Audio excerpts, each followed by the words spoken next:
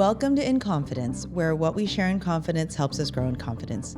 Today's episode is inspired by Reddit and Ask Me Anything AMA, and today is Ask Lisa Anything.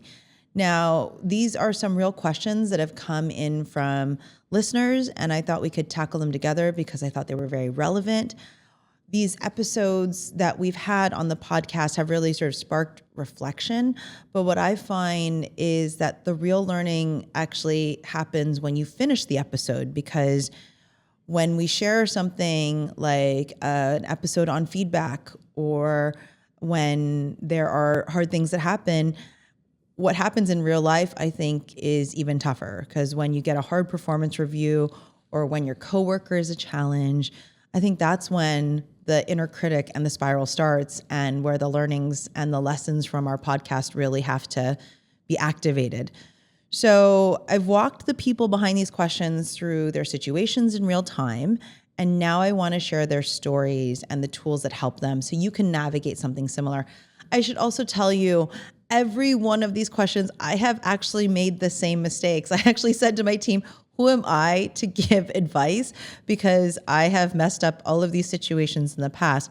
So as we share the situations, I'll share with you all the advice I gave or the support I provided. But we also want to hear from you. How would you have tackled this situation? So make sure you add into the comments or send us a message on these situations. If you face them, how have you navigated them? Did you do it differently? Because I think we can all get stronger together. I certainly can learn also other ways of tackling these challenges. So here we're going to cover 3 questions today. The first question actually came from a speech that I gave, and it was, what are some tactics to confidentially but respectfully challenge the decision from someone higher up the chain than you in the workplace? I love this question because that happens oftentimes where our boss or our boss's boss has made a decision and we don't quite agree with it and we had a different point of view. So what I shared with this person was, first of all, I am a believer, and this came out in our feedback episode, of leave nothing to mystery. So I do believe that we should absolutely engage in the dialogue, because the longer we hold on to it, it becomes a resentment. And I'm going to borrow from the episode with Dr. Wendy Balabi, the performance expert. And in that one, she actually talked about win-loss, anything that feels like a win or a loss, like you had a different point of view and your boss went a different direction, it felt like you lost. She said, let's turn every opportunity into a win-learn. So I gave this person a piece of advice that said, schedule time with whoever the decision maker is or your boss. And I would start off by, hey, I know this decision was made. I'd love to get some context around it. If you don't mind sharing, just for my own learning, how did we end up there? I had a slightly different point of view on the answer. So I would love to learn how we got to that decision point, because in the future, I want to make sure I add value. I want to contribute. I want to be part of the problem solving. And if you don't mind, once I get that context, could I share with you how I had thought about it? Just because it helps me learn, if you can give me feedback on if I should be thinking about it differently, or if there's another way in which we as a company think about this topic, I'd love to have this learning moment. And I think when you position your different point of view as a question, as opposed to, I had a different take on it and I just don't agree with where we ended, you are invited to add value to the process and have your fingerprints on the journey. And that's all really we want to do, is we want to actually be involved and feel ownership and feel a commitment to the work that we're doing as a team. And so I shared with this person, especially if it's someone higher up or someone who has more experience. Obviously, we did an episode recently about 4 generations in the workplace. There is something where we are demonstrating curiosity, questions, and asking if we can provide our point of view.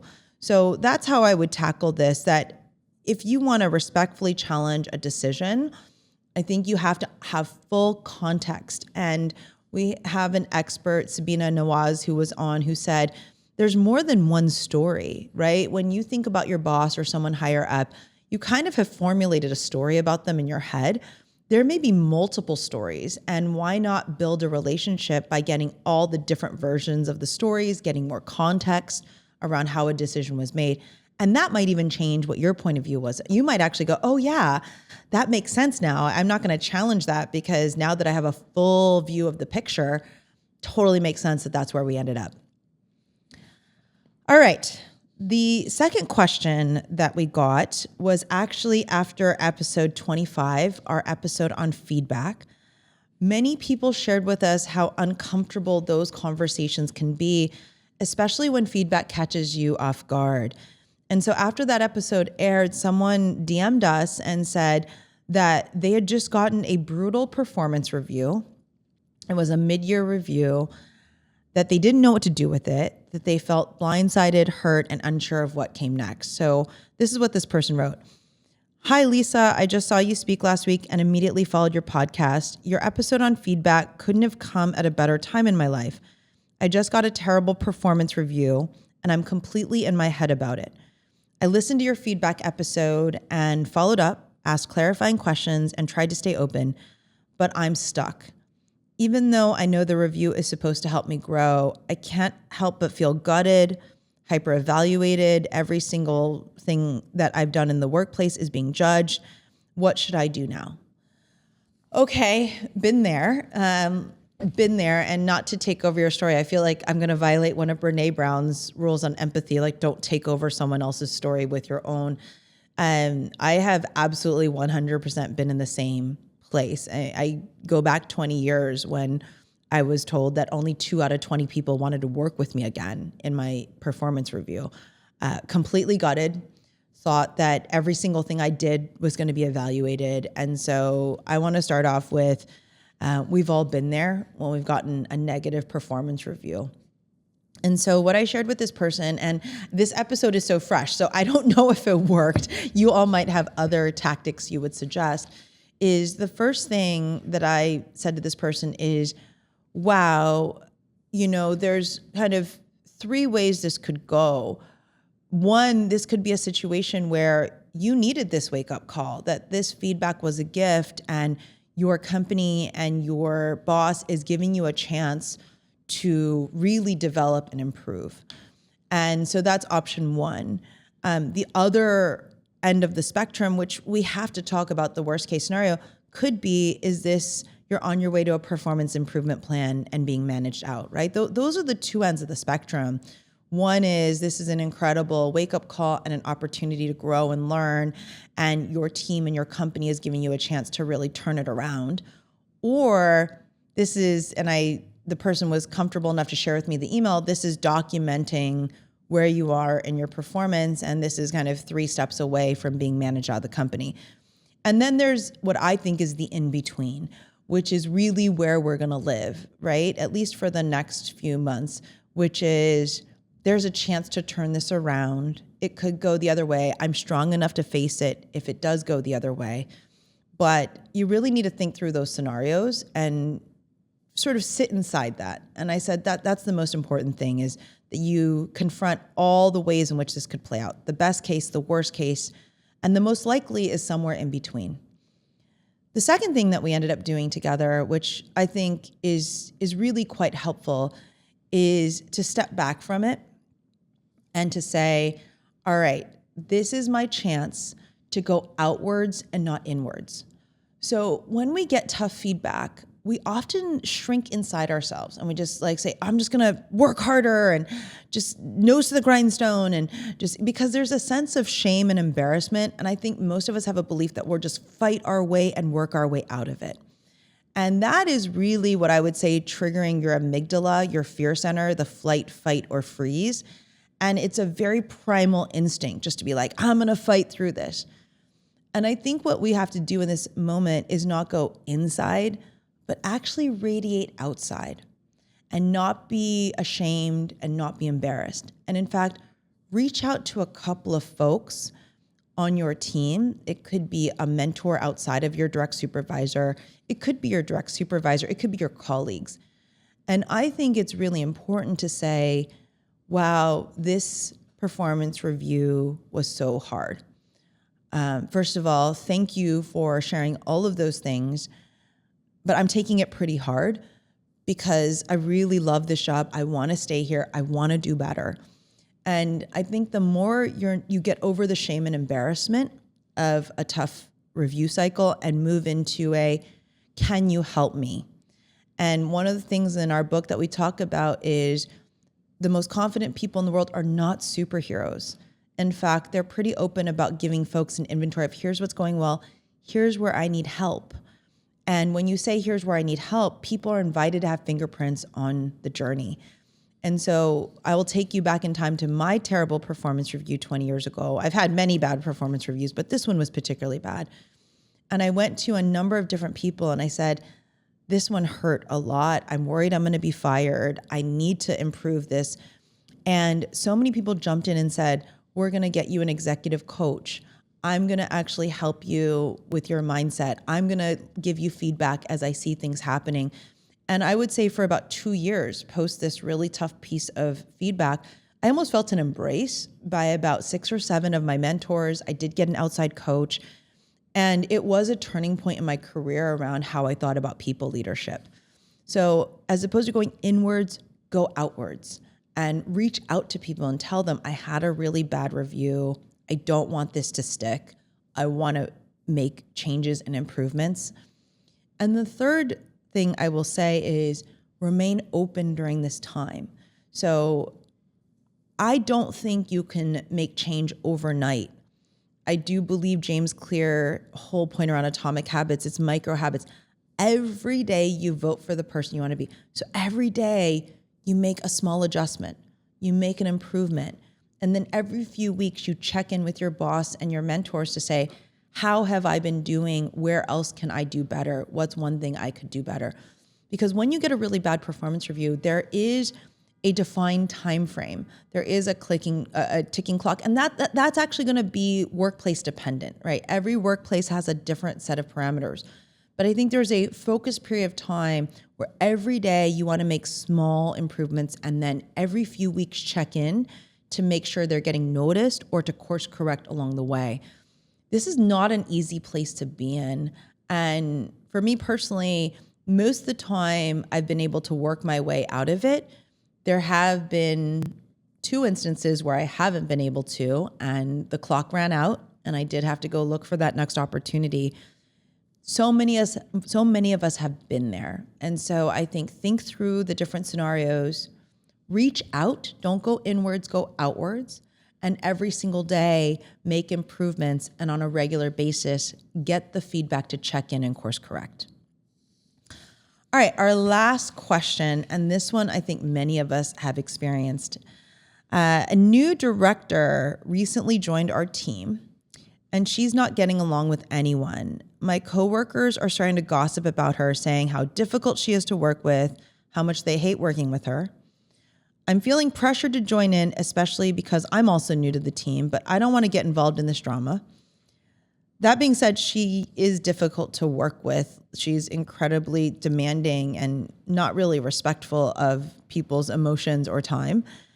She recently checked in on a project I'm managing, but instead of messaging me directly, she posted the question in a public Teams channel with all the other directors. The deadline isn't even close, so doing that felt like she was just trying to make me look bad. I've already asked her to use private messages for quick updates, but she keeps doing it. I really don't enjoy working with her, but she's someone who contributes to my performance reviews, so I don't want to be on her bad side. How do I deal with this dynamic and navigate the gossip without damaging my own standing on the team? Okay, that's a hard one. I think we all have, I would say, office politics and drama that we're navigating regularly. And especially when it's someone more senior to you, it's hard because there is an evaluation process. I did message with this person and have a conversation with this person. They said there was not an environment where they felt comfortable giving upward feedback, and there wasn't a channel to doing that. So we closed off that avenue for this question. And where we ended up is really what I think is the consistent theme that you've heard throughout the season around building trust. And I said, well, fundamentally, I think that there's a lack of trust between this director and different members of the team. And what I said is, it sounds like what has happened is you haven't formed the basis of acceptance and openness, right? So because there is not an acceptance that is there of everyone's strengths and flaws, and there's not an openness to give each other feedback or have a dialogue, the only ways in which this person, this director, is influencing the team is through reliability, deadlines, accountability. And that is now trickling down to a negative cycle where people are starting to talk behind this person's back. Everyone's starting to build up resentment. And so I said, in order to break this open, first of all, you can't participate in the gossip, because that just reinforces the lack of acceptance that people have for this person on the team. When we gossip, we actually are talking behind each other's backs to see each other's flaws or to make fun of someone or make fun of a situation. And yes, gossip is bonding. Let's be clear. Gossip triggers the oxytocin hormone in our bodies. It's kind of fun to gossip because you're all of a sudden in on an inner secret. But it veers into dangerous territory when it is harmful or demonstrates a lack of acceptance on a team-based environment. And so I would say to this person, the first thing is, don't participate in the gossip, because you're just reinforcing the distrust there is on the team. You have to be a role model for the environment you want to create. The second thing, then I think this is really important, is you have to create the window. And there is a psychological term called Johari window. And I won't go into all of the psychology of it, but it's essentially, there's things I know about myself and things I don't know. And there's things I know about you and things I don't know about you. And the idea when you build openness with someone is to widen the aperture on that relationship. So we know more and more about each other. And the things that we don't know about ourselves or others, that area starts to disappear and we know each other more fully. And there might be blind spots I have or blind spots you have that we want to share with each other, but we can't get there until we know more about each other. And so I said, you have to message this person and say, I need 15 minutes on your calendar just so we can have a conversation about how you feel the team's working, what things I could be doing better. You don't need to share what you think they need to do better yet, because you don't have the foundation of that relationship built yet, but receive the feedback. And it was fascinating because when this person did this, the other person was like, oh my gosh, great. I don't know you well at all. I'd love to have the 15 minutes. They ended up talking about where they went to college, sports they have in common. And she was able to share feedback. By the way, she had already given that feedback to this person on their review, which they were kind of surprised at. And I said, you should always know that everyone participates in that review. So you want to build that relationship. I'm not saying this relationship is in a stronger place because I should check in with this person, but at least we talked about opening the aperture and the window. This person may always be difficult, but it's not your role to determine whether or not they will be on the team, but you can't give them the keys to your happiness and give them the keys to your colleagues' happiness. So I referred this person to our episode on trust because I think so much of this office drama can boil down to acceptance and openness. And most of the times when you think about office drama and gossip, it really circles around those two areas. Therefore, it then ends up having implications for the other elements of trust, reliability and congruence. So your integrity and your accountability and follow through, that's all going to be directly related to how accepted you feel, how much you accept that person, and how open that relationship is. All right, that's our first Ask Lisa Anything. And I'm anxious to hear if you have other questions you want to send my way or how you would have solved these problems differently. I do kind of wish we had a Reddit channel where people could build on the thread on how they would do it. Maybe we should do that. All right, I'm looking at Claire, our chief of staff, as we're finishing this episode. I hope you love this episode of In Confidence. I hope you're leaving this space stronger than when you entered it. If you love this episode, please share it with someone who needed to hear this today. Maybe it's a colleague or a friend that's going through similar things. Subscribe so you never miss a moment of inspiration. And until next time, in the words of my 9-year-old self, I see you, I value you and I believe in you. This is In Confidence.